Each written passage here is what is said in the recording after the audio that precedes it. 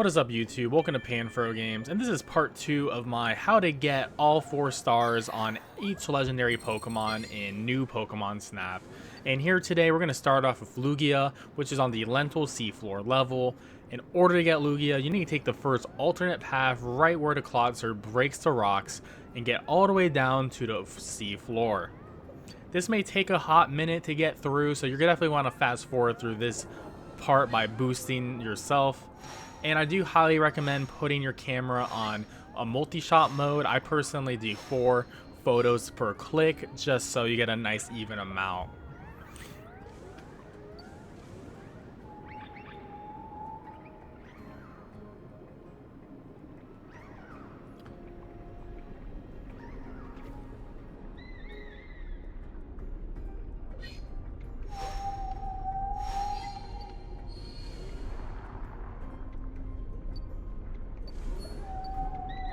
Once you have entered the big open sea area, you'll see a lantern start swimming around you. This lantern is key to accessing Lugia. You will need to hit the lantern with a Lumi orb, and this lantern will now be your guide to take you to Lugia's den. As I said, you would want to boost yourself to get to this lantern as quickly as possible, but then a school of fish come right through you, and then eventually a massive Wailord will come across your screen. You want to stay focused on those 2 Frillish because right after this Wailord passes you, those 2 Frillish will have moved and have captured the lantern. You'll need to hit the lantern with a Lumi orb in order to save it. Once freed, the lantern will dive all the way down back to the bottom of the ocean, and now Lugia's den will be open for you to access.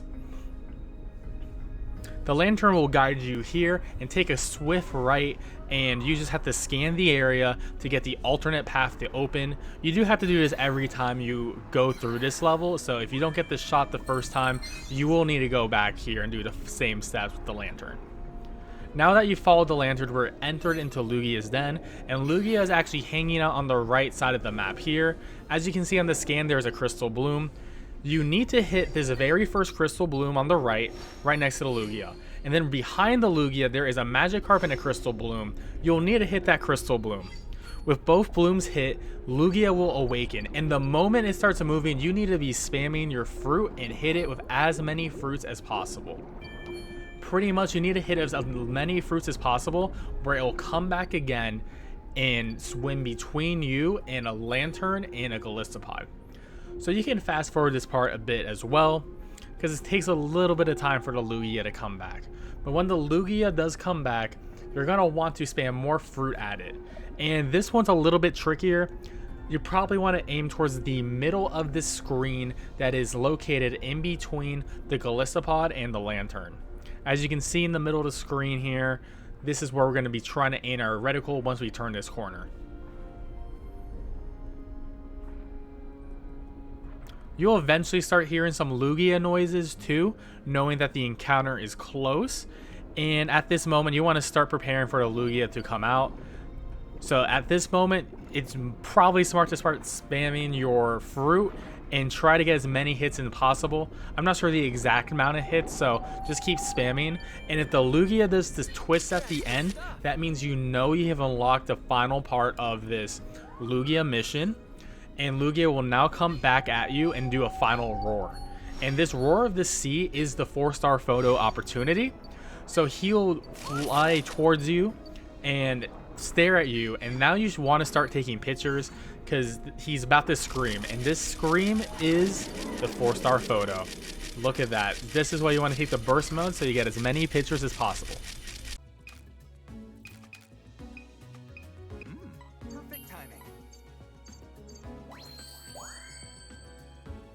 Our next Pokemon is Hoho, which can be found in the volcano.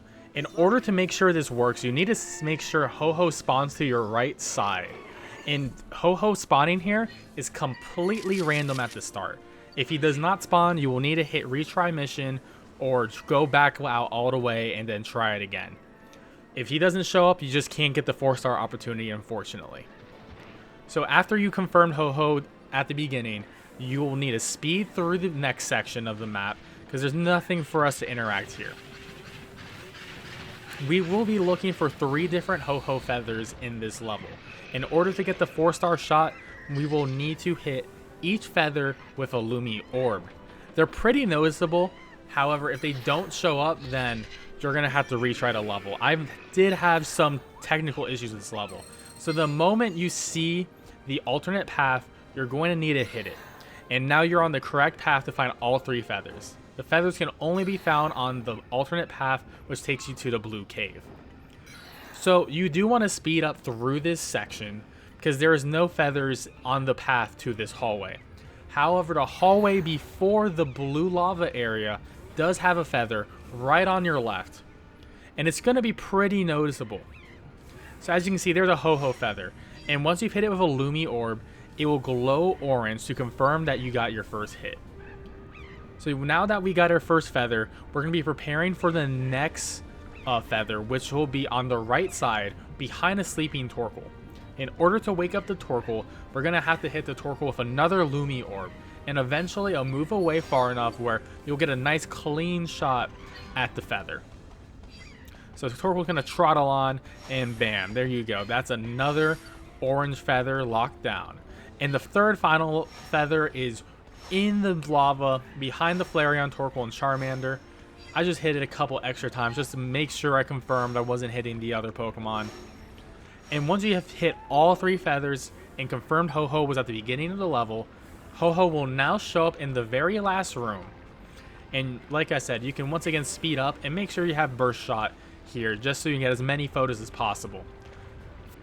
Ho-Ho will descend from the skies and you can take a couple of pictures, but if you want that force picture, you're going to need to wait for Ho-Ho to do his pose where he starts flexing with the rainbow. Once you get that shot in, you get your 4-star photo. Perfect timing. Next up is Suicune in the Snowfield Night. In order to get Suicune, you're going to need to go through the first alternate path, which I did cover in my all secret path video. That can be triggered by dealing with a Alolan Sandslash during Snowfield Day. And after this, you're going to need to go through the second alternate path, which is dealing with the Abomasnow, which pretty easy to deal with. All you need to do is take a picture of a Frostlass in this area, and it'll open up this path after the Abomasnow wakes it up. So once you've gone through both alternate paths on Snowfield Night, you'll come through this room that has Jinx, and you're just going to want to fast forward through this room. Very pretty, but you're going to have to fast forward through this room. I will say that Suicune was the one that took me the most tries to actually get the footage for, just because you're going to need a really good shot when it's running towards you. So when we're leaving this room, you need to pay attention to the right side where there's going to be a Jinx on an Avalog. And you're going to need to hit the Jinx with a Lumi orb. Once you have hit the Jinx with the Lumi orb, it will do this cry, and eventually Suicune will come out from the right side of the map. I would just focus my camera on the right side of the map, because Suicune will run at you very quickly and go past you. And the moment the Suicune passes the Baratic, you will not be able to trigger the next sequence. So your best bet is to try to hit it while it's running towards you. You definitely want to aim your shots carefully though, because as you can see, he goes all the way to the left and then he runs at you straight in the middle. If you hit him with the Lumi orb, he will glow, which means you're on to the next step. He will slow down, and personally, I would just keep hitting him with orbs so he triggers the next event. He'll run up to a Delibird and growl. When he is growling, you need to blast more Lumi orbs. The moment Suicune does Blizzard, you need to start taking pictures because this is the 4-shot photo. The 4-shot photo is the moment he starts casting it around him and all the way till the ice being around him as well. So you do have a good amount of time, but the hardest thing here is actually trying to land that Lumi orb before it gets past the Baratics, or he will run past the Delibirds and not stop. The last Pokemon we're covering is Jirachi, and Jirachi is found in the Ruins level. In order to get Jirachi to spawn, you'll need to hit every single Crystal Bloom flower with a Lumi orb. So Jirachi will spawn in the beginning of the map. This is not the 4 stars photo, but you can get some pretty solid photos as well from here. So make sure to hit that first Crystal Bloom flower up here, and then you're going to want to speed through this section and get all the way down to the ruins area. Once you have entered the big room, you're going to need to hit every single Crystal Bloom flower in the room. So there's going to be one next to each statue, which makes it easy enough. There's 5 in total. So you're going to want to hit the one right next to the Houndoom at the start, which you can hit it from the air. Once you've hit that one, you're going to want to speed up and move on to the next one, which is another relatively easy one, hitting the flower at the Wishy-Washy statue.